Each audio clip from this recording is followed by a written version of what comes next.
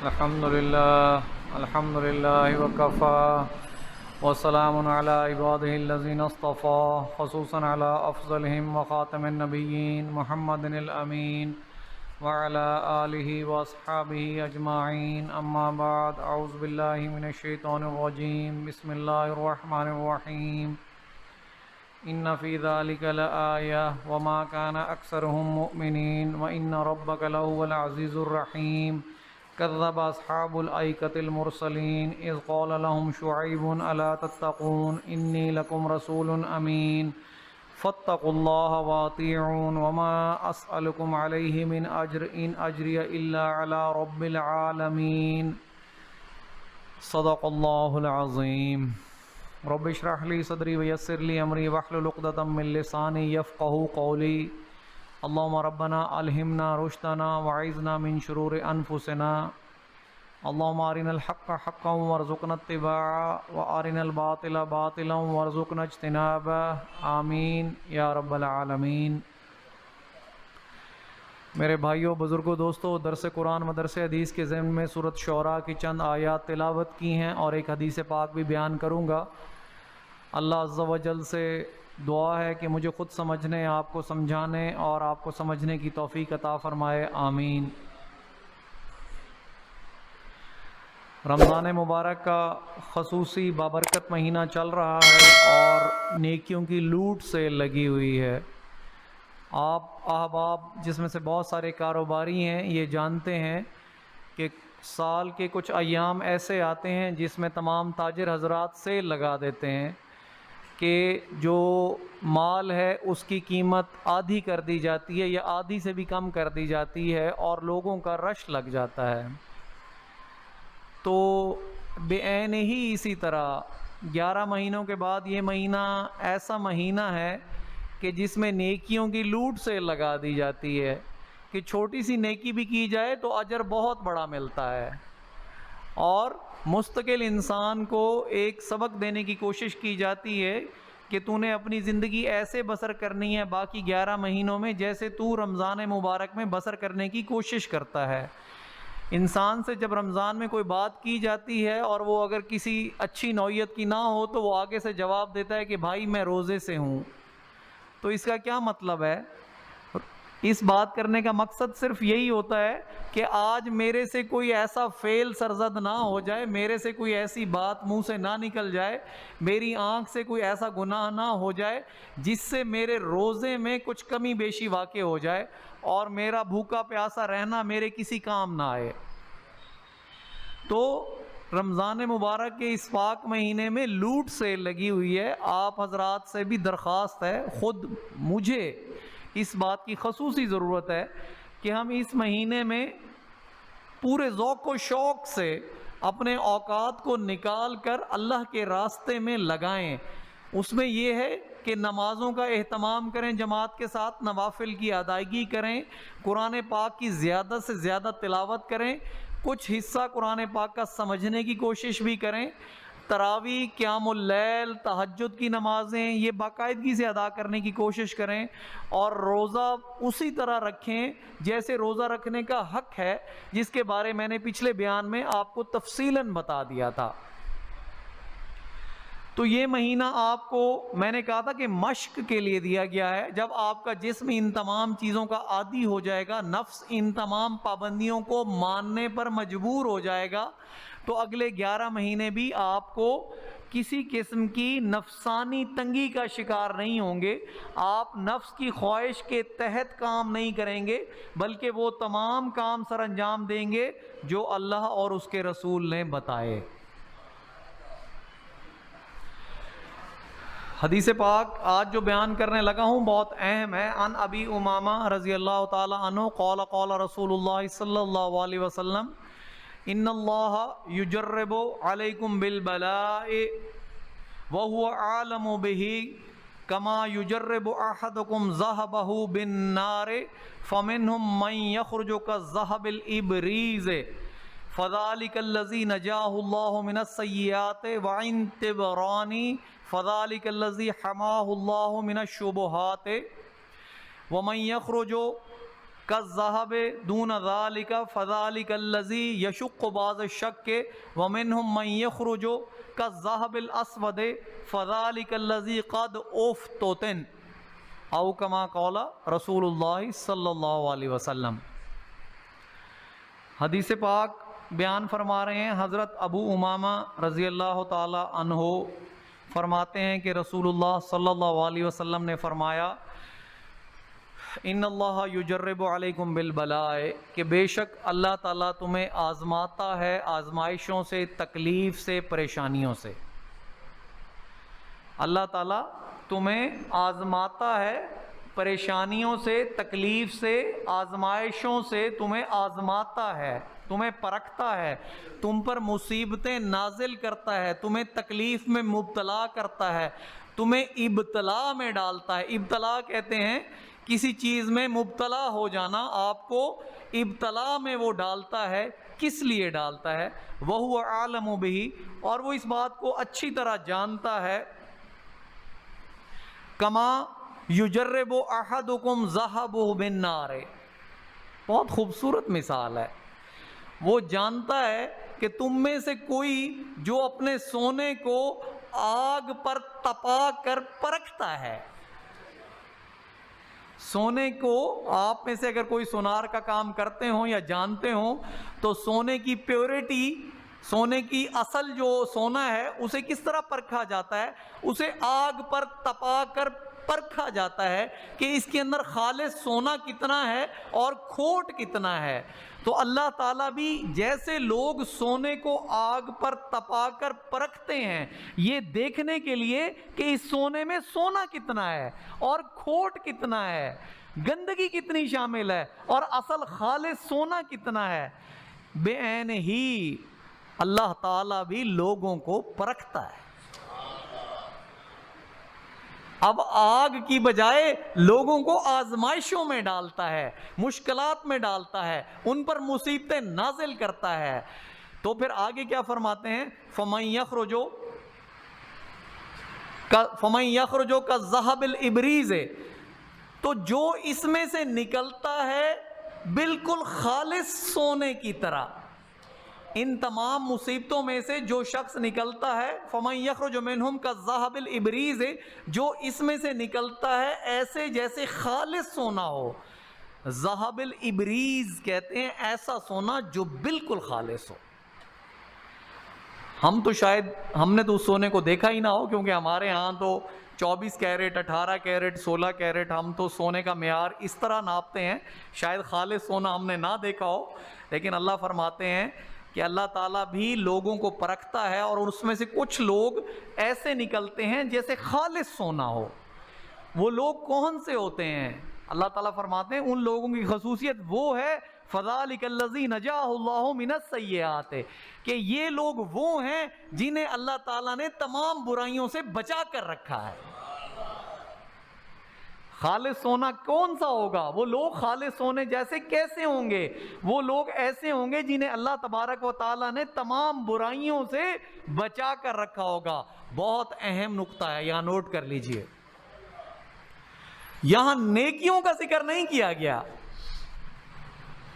یہاں معروفات کا ذکر نہیں کیا گیا کہ یہ وہ لوگ ہوں گے جو نیکیوں کے انبار لائیں گے، نیکیوں کے پہاڑ لائیں گے یا بہت نیکوکار ہوں گے، نہیں۔ یہاں ذکر کیا گیا ہے یہ وہ لوگ ہوں گے جو برائیوں سے پاک ہوں گے۔ میرے بھائی، نیکی کرنا زیادہ آسان ہے، برائی کو چھوڑنا اتنا مشکل ہے۔ ہم میں سے کسی بھی شخص کے لیے نماز پڑھنا آسان، روزہ رکھنا آسان، حج بیت اللہ کرنا آسان، مگر حلال رزق کھانا مشکل، جھوٹ چھوڑنا مشکل، غیبت چھوڑنا مشکل، کسی دوسرے کا حق چھوڑنا مشکل، سود چھوڑنا مشکل۔ تو اللہ تعالیٰ نے یہاں خالص سونے کی پہچان ہی یہ بتائی کہ یہ وہ لوگ ہوں گے جنہیں اللہ تعالیٰ برائیوں سے پاک کر دے گا، یہ برائیوں سے پاک لوگ ہوں گے۔ اور امام طبرانی کے نزدیک یہ حدیث اس طرح بھی ہے فَذَلِكَ الَّذِي حَمَهُ اللَّهُ تَبَارَكَ وَتَعَالَى مِنَ الشُّبُهَاتِ، کہ یہ لوگ تمام شکوک و شبہات سے پاک ہوں گے، انہیں اللہ اور اس کے رسول اور یوم آخرت کے بارے کسی قسم کا شک نہیں ہوگا۔ وَلِمَنْ خَافَ مَقَامَ رَبِّهِ جَنَّتَانِ، میں نے آپ کو کئی دفعہ سنایا ہے کہ جو شخص اس بات سے ڈرتا رہا کہ ایک دن اس نے اپنے رب کے سامنے ٹھہر کر جواب دہی کے لیے حاضر ہونا ہے تو اس کے لیے ہی جنتیں ہیں۔ تو جب یوم آخرت کا یقین دل میں بیٹھ جائے گا تو پھر آپ کے تمام اعمال خود بخود سیدھے ہو جائیں گے، پھر کسی قانون ضابطے کی ضرورت پیش نہیں آئے گی، پھر کسی سڑک پر سرخ بتی کی ضرورت پیش نہیں آئے گی رکنے کے لیے، پھر گناہ کی سرخ بتی کو دیکھتے آپ کی بریک پہلے ہی لگ جائے گی۔ پھر جب یوم آخرت پر یقین آ جائے گا تو سرخ بتی کی ضرورت نہیں پیش آئے گی روکنے کے لیے، بلکہ گناہ کی سرخ بتی کو دور سے دیکھ کر آپ کی بریک پہلے ہی لگ جائے گی کہ اس کے قریب نہیں پھٹکنا۔ اور دوسرے کون سے لوگ ہوں گے؟ وَمَن يَخْرُجُ مِنْهُمْ كَالذَّهَبِ دُونَ ذَلِكَ، اور کچھ لوگ اس میں سے، اس پرکھ میں سے، جو سونا آگ پر پرکھا جا رہا ہے، کچھ لوگ اس میں سے نکلیں گے ایسا سونا جو کہ بہت اچھا نہیں ہوگا، خالص نہیں ہوگا۔ اس کے بارے کیا اللہ نے فرمایا؟ فَذَلِكَ الَّذِي يَشُكُّ بَعْضَ الشَّكِّ، یہ لوگ کچھ شکوک و شبہات میں مبتلا ہوں گے۔ یہ وہ لوگ ہوں گے جو کہ جن کا ایمان خالص نہیں ہوگا، پختہ نہیں ہوگا، یہ بس کنارے کنارے پر چل رہے ہوں گے، آسائشیں مل رہی ہیں تو اللہ کے ساتھ بھی جڑے ہوئے ہیں، اور مشکلات اگر پڑ گئی تو پھر اللہ سے اس کا رابطہ جوڑ دیا کہ یا اللہ تو نے ہمیں اس مشقت میں ڈال دیا، اس مصیبت میں ڈال دیا۔ اس مصیبت پر پھر اللہ کا شکر ادا نہیں کریں گے کہ یا اللہ یہ مصیبت تیری طرف سے آئی، اور اس پر صبر نہیں کریں گے۔ یہ لوگ صبر کرنے والے نہیں ہوں گے، انہیں یوم آخرت پر بھی وہ یقین حاصل نہیں ہوگا جو کالذہب الابریز، خالص سونے والوں کو جو یقین حاصل ہوگا، ان لوگوں کو وہ یقین حاصل نہیں ہوگا۔ مطلب یہ وہ لوگ ہیں اگر اچھے حالات چلتے رہے تو یہ کچھ نہ کچھ نیکیاں کرتے رہے، اور اگر کوئی مصیبت آ پڑی، کوئی پریشانی آ گئی، کوئی تکلیف آ گئی تو یکدم ان کا ایمان متزلزل ہو گیا، ان کی نگاہ رب پاک سے ہٹ گئی، ان کی نگاہ دنیاوی سہاروں کی طرف آ گئی کہ میں اس سے مانگ لوں، میں اس سے شفا کا طلبگار ہو جاؤں، وہ میری مالی امداد کر دے، وہ مجھے اس کرائسس سے نکال دے۔ رب تعالیٰ سے ان کی نگاہ ہٹ جاتی ہے۔ یہ وہ لوگ ہیں جو خالص سونا نہیں ہے۔ اور ایک اور طرح کے لوگ، وَمِنْهُم مَّن يَخْرُجُ كَالذَّهَبِ الْأَسْوَدِ، اور کچھ لوگ ہوں گے جو اس پرکھ میں ایسے نکلیں گے جیسے کالا سونا، کھوٹ ہی کھوٹ ہوگا، سونا تو ہوگا ہی نہیں، کھوٹ ہی کھوٹ ہوگا، كَالذَّهَبِ الْأَسْوَدِ، کھوٹ ہی کھوٹ ہوگا۔ یہ کون سے لوگ ہوں گے؟ فَذَلِكَ الَّذِي قَدْ اُفْتُتِنَ، یہ وہ لوگ ہوں گے جو فتنہ اور فساد میں مبتلا ہوں گے۔ مطلب ان کے نزدیک اللہ پر ایمان، رسول پر ایمان، یوم آخرت پر ایمان پس پشت ہوگا، اور ہر قسم کا فتنہ اور فساد مچانے کے لیے اس روئے ارض پر یہ موجود ہوں گے۔ یہ لوگوں کی بدترین قسم ہوگی، جسے اللہ کے رسول نے کالے سونے سے تشبیہ دی ہے۔ اب بعض اوقات ایک بات اور کلیئر کرتا چلوں کہ قرآن پاک میں یہ بھی ہے کہ جو مصیبت ما اصاب من مصیبت الا باذن اللہ، کہ جو مصیبت بھی تم پر آتی ہے وہ صرف اللہ کے اذن سے آتی ہے۔ مصیبتیں بھی دو طرح کی ہوتی ہیں، ایک مصیبت تو وہ ہوتی ہے جو ہمارے اعمال کا نتیجہ ہوتی ہے، وَلَنُذِيقَنَّ عذاب الاصغر دون العذاب الاکبر، اللہ تعالیٰ فرماتے ہیں کہ ہم انہیں ضرور چکھائیں گے چھوٹے عذاب کا مزہ بڑے عذاب سے پہلے، لعلکم یرجعون، تاکہ یہ ہماری طرف لوٹ آئیں۔ یہ مصیبتیں کیوں آتی ہیں؟ یہ اس لیے آتی ہیں کہ انسان کو جھنجھوڑ دیں کہ تو رب سے دور ہے، رب سے ہٹا ہوا ہے، رب کے رستے سے دور بھاگ رہا ہے، شیطان کی پیروی کر رہا ہے، اسے چھوڑ دے۔ یا ایھا الانسان ما غرک بربک الکریم، اے انسان تجھے کس بات نے اپنے کریم رب سے دھوکے میں ڈالا ہوا ہے؟ تو یہ مصیبتیں انسان پر آتی ہیں تاکہ وہ اللہ کی طرف لوٹ آئے، اللہ سے اپنا تعلق استوار کر لے، تاکہ اس کی آخرت سنور جائے۔ میں نے آپ کو بارہا یہ بات بتائی کہ انسان اللہ تعالیٰ کی سب سے پسندیدہ مخلوق ہے، اشرف المخلوقات ہے، اللہ کا خلیفہ ہے۔ لقد خلقنا الانسان فی احسن تقویم، احسن تقویم پہ اللہ نے اسے بنایا ہے۔ اللہ کو بہت پیارا ہے۔ جب بھی کوئی بنی آدم اللہ سے دور بھاگتا ہے، شیطان کی پیروی کرتا ہے، تو اللہ تعالیٰ اسے جھنجھوڑتا ہے، اس پر مصیبتیں ڈالتا ہے، آزمائشیں ڈالتا ہے۔ کس لیے ڈالتا ہے؟ اس کے اپنے ہاتھ کی کمائی ہوتی ہے، وہ اس لیے ڈالی جاتی ہیں، اور دوسرا مقصد یہ ہوتا ہے کہ شاید ان مصیبتوں اور آزمائشوں کی وجہ سے یہ دوبارہ رب کی طرف لوٹ آئے۔ ایک بات تو آپ کو اب کلیئر ہو گئی کہ دنیا میں جو مصیبتیں آتی ہیں وہ ہمارے اپنے ہاتھ کی کمائی ہوتی ہیں۔ ان کا مقصد یہ ہوتا ہے ایک تو اس دنیا میں کچھ سزا مل جائے، دوسرا اللہ تعالیٰ کی طرف رجوع نصیب ہو جائے۔ اور کچھ مومن ایسے بھی ہوتے ہیں جنہیں اللہ تعالیٰ آزماتا ہے۔ کس لیے آزماتا ہے؟ بات کو پھر غور سے سمجھیں۔ آج رمضان مبارک کا پہلا جمعہ ہے۔ کچھ مشکلات اس لیے آتی ہیں، مومنین پر آتی ہیں، اللہ کے خاص بندوں پر آتی ہیں، اللہ کے پاک بندوں پر آتی ہیں، اللہ کے مخلص بندوں پر آتی ہیں۔ کس لیے آتی ہیں؟ ان کے گناہوں کی وجہ سے نہیں آتی، انہیں پرکھا جاتا ہے۔ جب امتحان لیا جاتا ہے 5ویں کلاس کا تو مقصد کیا ہوتا ہے کہ 6ٹھی کلاس میں چلا جائے، پرموشن، درجہ بلند کرنا۔ تو ان لوگوں پر مشکلات اس لیے آتی ہیں کہ اگر ان مشکلات میں یہ ثابت قدم رہے تو ان کے درجے رب بلند کرتا چلا جاتا ہے، ان کے درجے رب بلند کرتا چلا جاتا ہے۔ تو اس لیے ہر مصیبت کو یہ نہ سمجھ لینا کہ میرے گناہوں کا نتیجہ ہے۔ کچھ مصیبتیں تمہارے درجات بلند کرنے کے لیے بھی آتی ہیں، تمہاری پرکھ کے لیے بھی آتی ہیں کہ ان مصیبتوں میں تم اللہ کے اوپر کتنی استقامت رکھتے ہو، اس پر کتنا صبر کرتے ہو، اور اس مصیبت کے آنے پر تمہاری نظر صرف رب پاک کی طرف اٹھتی ہے۔ تم دنیا میں کسی کو مشکل کشا نہیں سمجھتے، دنیا میں کسی کو مشکل کشا نہیں سمجھتے۔ ہر مصیبت پر تمہاری نظر رب پاک کی طرف اٹھتی ہے، تو پھر تمہارے درجات بلند ہوتے ہیں۔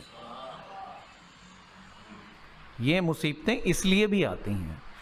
وَلَنَبْلُوَنَّكُمْ بِشَيْءٍ مِّنَ الْخَوْفِ وَالْجُوعِ وَنَقْصٍ مِّنَ الْأَمْوَالِ وَالْأَنفُسِ وَالثَّمَرَاتِ وَبَشِّرِ الصَّابِرِينَ الَّذِينَ إِذَا أَصَابَتْهُمْ مُصِيبَةٌ قَالُوا إِنَّا لِلَّهِ وَإِنَّا إِلَيْهِ راجعون۔ سورۃ بقرہ آپ نے سنی لی ہوگی اب تراویح میں، یہ اسی کی آیات ہیں۔ اللہ تعالیٰ فرما رہے ہیں کہ ہم انہیں ضرور بالضرور آزمائیں گے۔ کنہیں آزمائیں گے؟ یہ اللہ آزماتا ہے اپنے نیک لوگوں کو۔ یہ نیک لوگ آزمائے جاتے ہیں تاکہ ان کے درجات بلند ہوں، وہ اللہ کے اور قریب ہو جائیں، اور اگر ان کی کوئی چھوٹی موٹی خطا ہے تو وہ اس دنیا میں دھل جائے۔ ہم انہیں ضرور آزمائیں گے۔ وَلَنَبْلُوَنَّكُمْ بِشَيْءٍ مِّنَ الْخَوْفِ، خوف سے، وَالْجُوعِ، بھوک سے، وَنَقْصٍ مِّنَ الْأَمْوَالِ وَالْأَنفُسِ وَالثَّمَرَاتِ، اور مالوں کی کمی سے، جانوں کی کمی سے، پھلوں کی کمی سے۔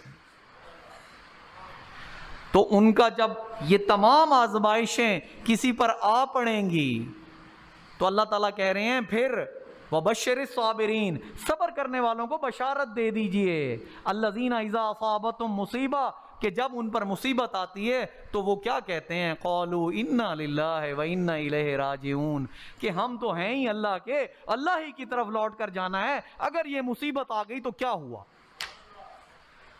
اس مصیبت کی کوئی وقت نہیں، کوئی ویلیو نہیں، کوئی پریشانی نہیں، کیونکہ یہ رب کی طرف سے ہے اور ہم بھی رب کی طرف ہیں، ہم نے بھی رب کی طرف لوٹ کر جانا ہے۔ مطلب آپ نے سر تسلیم خم کر دیا، اپنے آپ کو اللہ کا بندہ ثابت کر دیا۔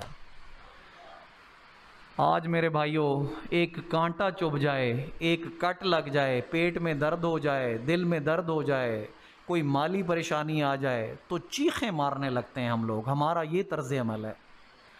رونے دھاڑنے لگتے ہیں، آنکھوں سے آنسو رواں ہو جاتے ہیں، لوگوں کو پکارنے لگتے ہیں۔ سرائکی میں تو کہتے ہو دھاڑ وے آمن، اللہ کو نہیں پکارتے اس وقت، حالانکہ زبان سے نکلنا چاہیے اللہ اللہ۔ نبیوں نے کیا کہا؟ رب انی مغلوباً فانتصر۔ جب نبیوں پر پریشانیاں اس حد تک بڑھ گئیں تو حضرت نوح نے کیا کہا؟ رب انی مغلوباً فانتصر، کہ اے اللہ میں مغلوب ہو گیا پس میری مدد کر۔ انی مسنی الضر وانت ارحم الراحمین۔ جب پیغمبر کے جسم میں کیڑے پڑ گئے، پیغمبر کے جسم میں کیڑے پڑ گئے، سوچو کتنی بڑی ابتلا تھی، تو پیغمبر نے کیا پکارا؟ انی مسنی الضر وانت ارحم الراحمین، کہ مجھے ایک بیماری نے چھو لیا ہے اور تو ہی رحم کرنے والا ہے۔ ایک پیغمبر کیا کہتا ہے؟ ربنا ظلمنا انفسنا وان لم تغفر لنا وترحمنا لنکونن من الخاسرین، کہ اللہ ہم اپنی جانوں پر ظلم کر بیٹھے اور اگر تو نے رحم نہ کیا تو ہم خسارہ پانے والوں میں سے ہو جائیں گے۔ ایک اور پیغمبر کیا کہتا ہے؟ لا الہ الا انت سبحانک انی کنت من الظالمین۔ مچھلی کے پیٹ میں کیا پیغمبر کہتا ہے؟ لا الہ الا انت سبحانک، پاک ہے تو، تیرے علاوہ کوئی نہیں، پاک ہے تو، انی کنت من الظالمین، میں ہی ہوں ظالموں میں سے۔ میرے بھائیوں، میری کوشش آج یہی تھی کہ روزہ ہے اور اپنے والیوم کو بھی میں کم رکھوں، آواز کو بھی دھیما رکھوں، تاکہ جو بولنے کی وجہ سے پیاس کا یکدم زیادہ محسوس ہو جانا وہ مجھ پر بھی گراں گزرتا ہے، لیکن جب آپ سب لوگ جمع ہو جاتے ہیں اور قرآن کی بات شروع ہو جاتی ہے تو پھر کنٹرول نہیں رہتا، پھر اپنے اوپر قابو نہیں پا سکتا میں آپ کو یہ سب باتیں بتانے کے لیے کہ یہ اتنی خوبصورت باتیں ہیں۔ قرآن اور حدیث پاک اتنے خوبصورت ہیں، اتنے دل لبھانے والے ہیں، دل میں اترنے والے ہیں، ہر چیز کی رہنمائی اس میں موجود ہے، تو وہ دل چاہتا ہے کہ آپ کو اسی طرح بیان کروں جیسے قرآن چاہتا ہے کہ اسے بیان کیا جائے۔ تو آپ سب لوگوں سے یہ بھی درخواست ہے کہ میرے لیے بھی دعا کیا کریں کہ اللہ تعالیٰ مجھے استقامت نصیب کرے کہ میں یہ قرآن خود بھی سیکھتا رہوں اور آپ کو سکھانے کی صحیح بھی کرتا رہوں۔ میری بہت کمزور سی یہ کوشش ہے، میں خود بھی بہت کمزور ہوں، تو آپ لوگوں سے اپنے لیے بھی دعا کا طلبگار ہوں۔ قرآن پاک کا درس شروع کرتے ہیں۔ تو حضرت لوط کی قوم نے جب انہیں جھٹلا دیا اور ان پر ایک عذاب نازل ہوا، بارش آئی، اور اللہ نے کہا کہ کتنی ہی بری بارش تھی، کیونکہ وہ کنکریوں کی بارش تھی، اور ہر کنکری مسومۃ عند ربک، اللہ تعالیٰ کی طرف سے نشان زدہ تھی، جس شخص کو لگنی تھی وہ اللہ نے پہلے لکھ کر اپنے پاس رکھ لی تھی۔ اس عذاب آنے کے بعد اللہ نے فرمایا ان فی ذلک لآیہ، اس میں بے شک نشانی ہے ان مشرکین مکہ کے لیے، وما کان اکثرهم مؤمنین، لیکن ان کی اکثریت ایمان لانے والی نہیں، وان ربک لہو العزیز الرحیم، اور بے شک تیرا رب وہ تو العزیز بھی ہے اور الرحیم بھی ہے۔ میں نے عزیز، العزیز اور الرحیم کا بارہا آپ کے سامنے ترجمہ و تفسیر بیان کر دی ہے۔ کذبت اصحاب الایکۃ المرسلین، اسی طرح جھٹلایا بن والوں نے، جنگل والوں نے مرسلین کو، ان رسولوں کو جو ان کی طرف بھیجے گئے۔ بن والے تھے یہ جنگل والے، حضرت شعیب علیہ السلام کی قوم کو کہتے تھے بن والے، بن جنگل کو بھی کہتے ہیں۔ تو حضرت شعیب کی قوم نے بھی جھٹلایا اپنے پیغمبروں کو، مرسلین کو جو ان کی طرف بھیجے گئے تھے۔ اذ قال لهم شعیب الا تتقون، جب کہا ان سے ان کے بھائی شعیب نے کہ تم اللہ کا تقوی اختیار کیوں نہیں کرتے، اللہ سے ڈرتے کیوں نہیں ہو۔ اسی تقوی پہ تو بات ہو رہی تھی آپ سے۔ آپ کو میں نے کیا کہا تھا؟ یا ایھا الذین آمنوا کتب علیکم الصیام کما کتب علی الذین من قبلکم لعلکم تتقون۔ مجھے پھر بات سے بات یاد آ جاتی ہے، پھر پیچھے چلا جاتا ہوں۔ آپ کو یہی سمجھایا تھا نا کہ اللہ نے قرآن میں فرمایا کہ اے ایمان والو، تم پر روزے اس لیے فرض کیے گئے جیسے کہ تم سے پہلی امتوں پر فرض کیے گئے تھے، تاکہ تم متقی بن جاؤ۔ یہی تو حضرت شعیب بھی اپنی قوم کو کہہ رہے ہیں۔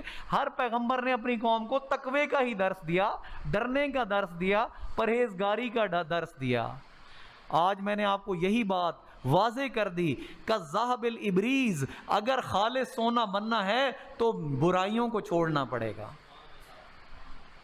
اگر خالص سونا بننا ہے تو منکرات سے بچنا پڑے گا۔ کوئی برائی آپ کے اندر موجود نہ ہو، تب خالص سونے کی طرح نکلو گے۔ پھر نیکیاں جتنی کر لو گے، نور علی نور ہو جائے گا، پھر کام بڑھتا چلا جائے گا۔ تو حضرت شعیب نے اپنی قوم سے کہا کہ تقوی اختیار کرو۔ تقوی کیوں نہیں اختیار کرتے؟ ڈرتے کیوں نہیں؟ انی لکم رسول امین، میں تمہاری طرف ہوں ایک امانت دار پیغمبر رسول جو اللہ کی طرف سے بھیجا گیا ہے۔ فاتقوا اللہ واطیعون، اللہ کا تقوی اختیار کرو اور میری اتباع کرو۔ یہ بات بھی میں نے آپ کو بہت واضح کر دی تھی کہ اللہ کا تقوی صرف اس کے نبی کی اطاعت میں پوشیدہ ہے۔ آپ اللہ کا تقوی نبی کی اطاعت کے بغیر نہیں کر سکتے۔ اگر آپ یہ سوچ لیں کہ آپ اللہ سے ڈریں گے اپنے طریقے سے تو وہ آپ کا تقوی نہیں ہوگا، وہ گمراہی ہوگی، وہ شیطان کی پیروی ہوگی۔ نبی کے طریقے پر چل کر اللہ کا تقوی اختیار کریں گے تو وہ تقوی ہوگا۔ ان اکرمکم عند اللہ اتقاکم، اللہ فرما رہے ہیں کہ میرے نزدیک سب سے باعزت وہ ہے جو تم میں سے زیادہ متقی ہے۔ یہ نہیں کہا کہ تم میں سے زیادہ دولت مند ہے، یہ نہیں کہا کہ تم میں سے سب سے زیادہ اختیار والا ہے، یہ نہیں کہا کہ تم میں سب سے زیادہ بیٹوں والا ہے، زمین جائیداد والا ہے، نہیں، ڈگریوں والا ہے، نہیں۔ تم میں سے سب سے زیادہ میرے نزدیک عزت والا کون ہے؟ جو تم میں سے سب سے زیادہ متقی ہے۔ وقت ختم ہو چکا ہے اور گرمی بھی بہت زیادہ ہے، تو رمضان شریف میں کوشش یہی ہے کہ درس قرآن مختصر سے مختصر کیا جائے تاکہ لوگ بہت زیادہ روزے کی وجہ سے کسی تنگی کا شکار نہ ہوں۔ وآخر دعوانا ان الحمد للہ رب العالمین۔